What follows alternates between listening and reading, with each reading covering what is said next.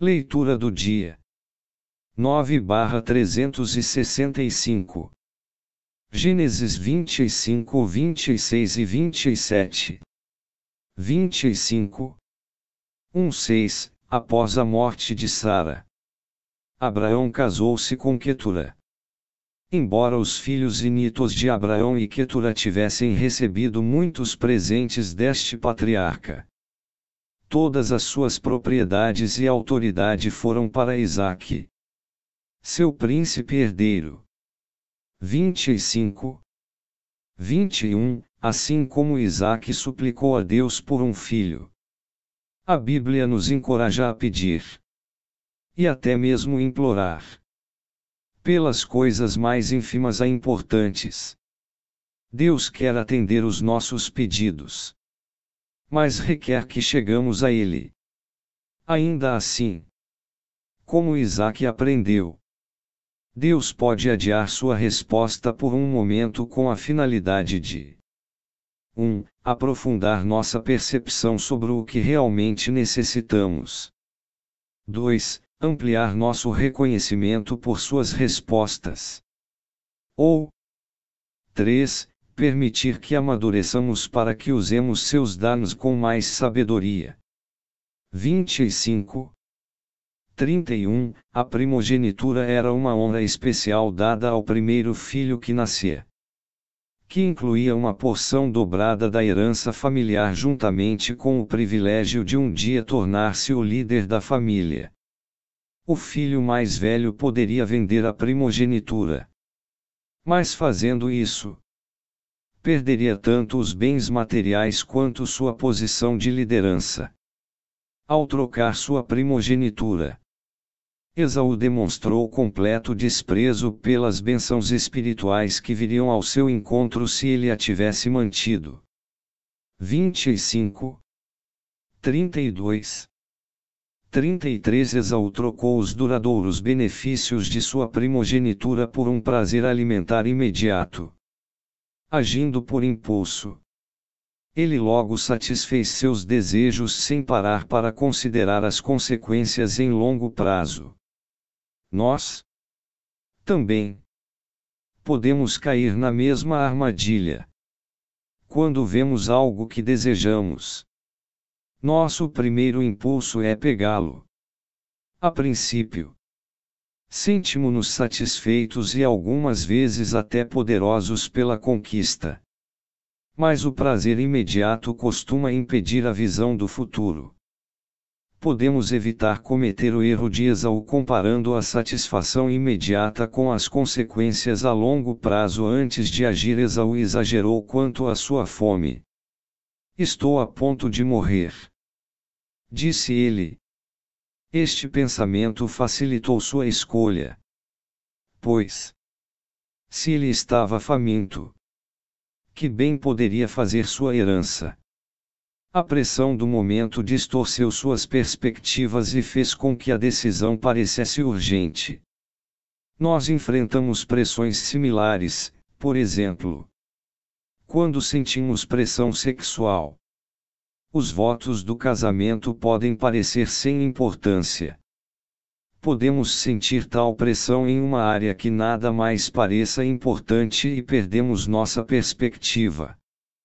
Passar por aquele momento breve, porém cheio de pressão, costuma ser a parte mais difícil para vencer uma tentação.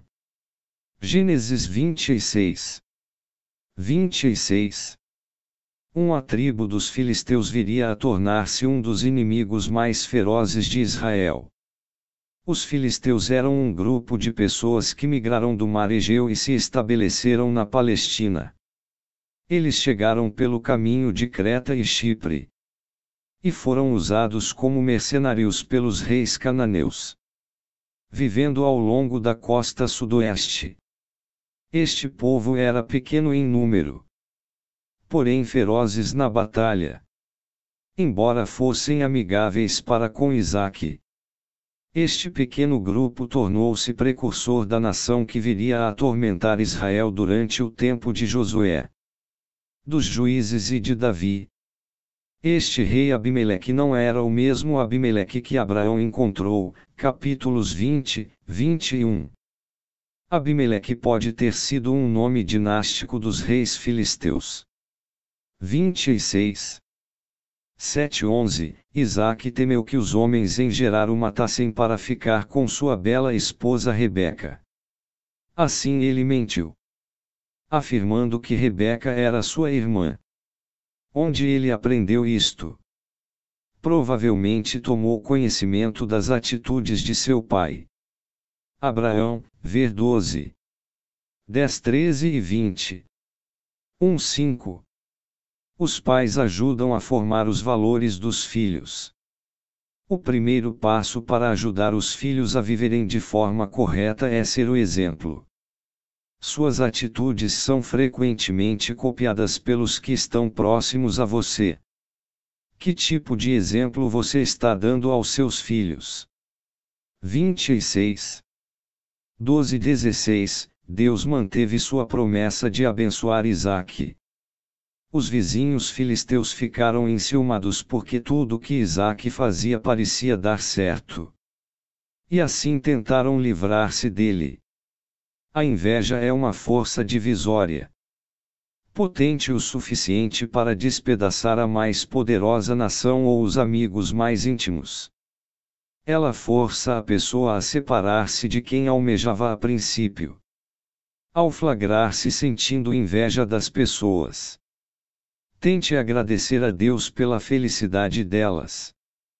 E antes de ter um acesso de raiva, considere o que poderia perder, quem sabe um amigo, um trabalho ou um cônjuge. 26. 17. 18. A desolada área de Gerar ficava na extremidade de um deserto. A água era tão preciosa quanto o ouro. Se alguém cavasse um poço, estaria reivindicando aquela terra. Alguns poços possuíam tracas para que os ladrões não roubassem água. Encher o poço de alguém com sujeira era um ato de guerra, também considerado um dos crimes mais sérios que poderiam existir. Isaque teria razão em revidar quando os filisteus arruinaram seus poços. Mas ele escolheu manter a paz. Ao final, os filisteus o respeitaram por sua paciência. 26. 17 e 22. Por 3 vezes Isaque e seus homens cavaram novos poços. Quando as 2 primeiras disputas surgiram, Isaque partiu. Finalmente, houve espaço suficiente para todos. Ao invés de dar início a um grande conflito, Isaque comprometeu-se com a paz. Você estaria disposto a abandonar uma importante posição ou possessão valiosa para manter paz? Peça a Deus sabedoria para saber quando se retirar e quando ficar e lutar. 26. 26:31 Com seus inimigos desejando fazer um tratado de paz, Isaque foi rápido em responder, tornando a oportunidade uma celebração. Semelhantemente, deveríamos ser receptivos para com os que desejam fazer as pazes conosco. Quando a influência de Deus em nossa vida atrai pessoas e até inimigos, precisamos aproveitar a oportunidade para alcançá-los com o amor de Deus. 26. 34. 35. Esaú casou-se com mulheres pagãs, o que muito aborreceu a seus pais. A maioria dos pais pode ser um depósito de bons conselhos, pois possui muito mais experiência de vida para ajudar no caráter dos filhos. Você pode não concordar com tudo o que seus pais dizem, mas deve conversar com eles e ouvi-los atentamente. Isso evitará que você passe maus momentos, como Esaú passou. Gênesis 27. 27. 5, 10. Ao saber que Isaque preparava-se para abençoar Esaú, Rebeca planejou rapidamente que Jacó fosse abençoado no lugar do irmão. Embora Deus já lhe tivesse dito que Jacó viria a ser o líder da família, 25:2-3. Rebeca buscou uma solução com as próprias mãos e recorreu a uma atitude errada. Na tentativa de fazer acontecer o que Deus havia dito que aconteceria. Para Rebeca, o fim justificava os meios. Não importa quanto pensamos ser bons os nossos objetivos. Não devemos tentar alcançá-los fazendo o que é errado. Será que Deus aprovaria os métodos que você tem usado para alcançar os objetivos? 27:11-12 A forma como reagimos a um dilema moral costuma revelar nossos verdadeiros motivos. Em geral, ficamos mais preocupados em ser pegos do que em fazer o que é certo. Jacó não pareceu preocupado quanto ao plano enganoso de sua mãe. Sua única preocupação era apenas a de ser pego enquanto o executava. Se você tem a preocupação de ser apanhado, está provavelmente em posição não muito honesta. Faça deste medo um alerta e haja de forma íntegra. Jacó pagou um alto preço por executar um plano desonesto. 27:11-13 Jacó hesitou ao ouvir o plano enganoso de Rebeca. Embora o houvesse questionado pelo motivo errado, medo de ser pego, ele protestou e ainda lhe deu uma chance para reconsiderar. Rebeca, porém, estava tão envolvida no plano que não conseguia mais ver com clareza o que fazia. O pecado a aprisionara e estava degradando o seu caráter. Corrigir a si próprio no decorrer de alguma ação errada pode trazer desapontamento e tristeza. Mas também conduzirá à libertação do controle do pecado. 27:24 Embora Jacó tivesse recebido a bênção desejada, o fato de ter sido enganado por seu pai custou-lhe muito caro. Eis algumas consequências daquele engano. 1. Jacó nunca mais viu sua mãe, seu irmão quis matá-lo. 2. Ele foi enganado por seu tio Labão. 3. Sua família dividiu-se devido a conflitos. 4. Esaú tornou-se o fundador de uma nação inimiga. 5. Jacó ficou exilado de sua família durante anos. Ironicamente, Jacó teria recebido a primogenitura e a bênção de qualquer forma. 25:2-3 Imagine como sua vida teria sido diferente se ele e sua mãe tivessem esperado que Deus trabalhasse a seu favor. No tempo dele. 27:33 Antigamente, a palavra da pessoa era valiosa, muito mais do que um contrato por escrito nos dias de hoje. Especialmente quando se tratava de um juramento. Este é o motivo pelo qual a bênção de Isaque era irrevogável. 27:33-37 Antes de morrer, o pai realizava uma cerimônia na qual oficialmente abençoava o primogênito, passando para este a sua herança de direito. Embora o primeiro filho tivesse o direito de primogenitura, ele não o recebia de fato até que a bênção fosse pronunciada. Até esta ocasião, o pai poderia tirá-la do filho mais velho e dá-la ao filho que mais merecia.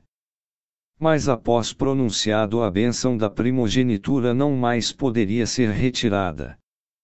Por isso os pais costumavam esperar até a velhice para pronunciar a bênção. Embora Jacó já tivesse recebido a primogenitura de seu irmão anos antes, ele ainda necessitava a bênção de seu pai para validá-la. 27:41 Esaú ficou tão furioso com Jacó que não conseguiu enxergar seu próprio erro quando desistiu da primogenitura naquele primeiro episódio. Uma raiva movida pela inveja nos impede de ver os benefícios que possuímos e nos faz confiar no que não possuímos. 27. 41. Ao perder a valiosa bênção familiar. O futuro de Esaú mudou subitamente. Reagindo com fúria, ele decidiu matar Jacó. Quando se perde algo valioso, ou se outras pessoas conspiram contra você e são bem-sucedidas, a raiva é a primeira e mais natural reação.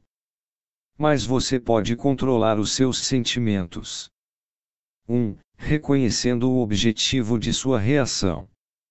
Orando e pedindo força a Deus. 2. Pedindo que Deus o ajude a enxergar as oportunidades que até mesmo as más circunstâncias possam proporcionar.